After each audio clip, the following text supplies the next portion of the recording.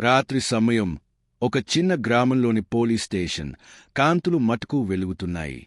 ఒక పోలీస్ అధికారి చేయి కింద మొహం పెట్టుకుని ఏదో లోతుగా ఆలోచిస్తున్నాడు.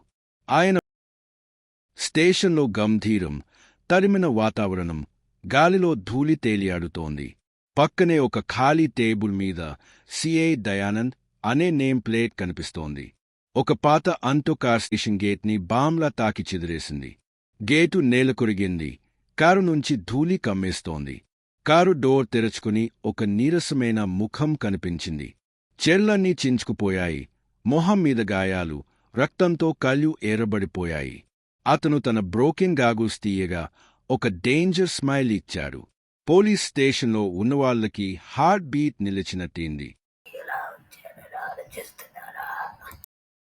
ఒక పెద్ద చీకటి గుహ కొబ్బరి చిప్పల లాంతర్ల వెలుతురులో వెలుగుతున్నది.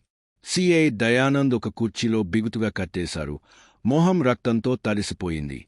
వెనుక చేతులు బంధించిన తీరు ఒక జీకరమైన ప్రశాంతత గుహలో.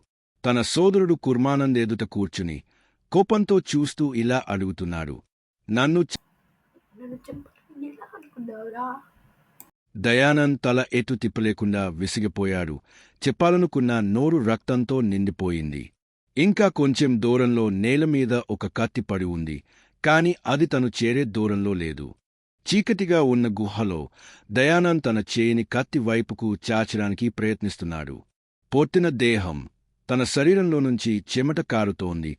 గాయం చేసిన చోటు నుంచి రక్తం తడబడుతోంది. తల కిందికి వంచి తన గొంతుతో తాళు కట్ చేయడానికి ప్రయత్నిస్తున్నాడు. తన శరీరంపై ఒత్తిడి స్పష్టంగా కనిపిస్తోంది. అతని నరాలు ఒడిసిపడుతున్నాయి.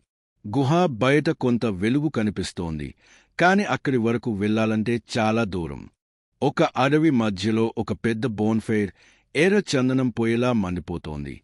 చుట్టూ గిరిజనులు, స్మగ్లర్లు పుష్ప విజయాన్ని డాన్స్ చేస్తూ సెలబ్రేట్ చేస్తున్నారు. ఒక చెక్క మంచంపై దయానంద్ పడి ఉన్నాడు. ఆయన గాయాలు మందుల ద్వారా మానిపోతున్నాయి. పక్కనే కేశవ, పుష్ప ఫ్రెండ్, ఉన్నాడు. తన చేతిలో చిన్న ఫోన్తో ఎవరికో కాల్ చేస్తున్నాడు. దూరంగా ఎర్రచందనం కట్టెలు సూర్యప్రకాశంలో రాత్రి సమయం. అడవి మధ్యలో పగిలిన రహదారి, చుట్టూ తీగలు, పొగమంచు. జీకరంగా గాయపడిన దయానంద్ నడవడానికి కూడా కష్టపడుతున్నాడు. అతని ఆల్టోకార్ టైర్ పంక్చర్ అయింది. Head lights broken. మోహం మీద రక్తం తడిచిపోతుంది. చెవి దగ్గర గాఢమైన గాయం. అతను చెట్టు కింద కుప్పకూలి పడిపోతాడు. చుట్టూ గురుల అరుపులు, ఆకుల కదలికలు.